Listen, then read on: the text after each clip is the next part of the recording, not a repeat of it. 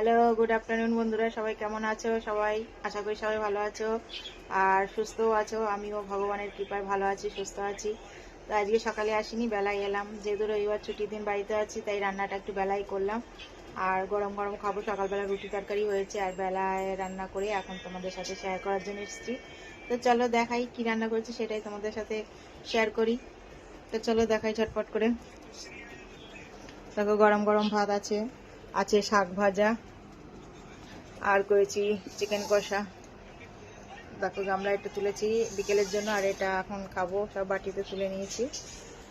তো এই ছিল আজকে আমাদের রবিবারের স্পেশাল। তোমাদের কার বাড়িতে কি স্পেশাল রান্না হয়েছে কমেন্ট করে জানিও।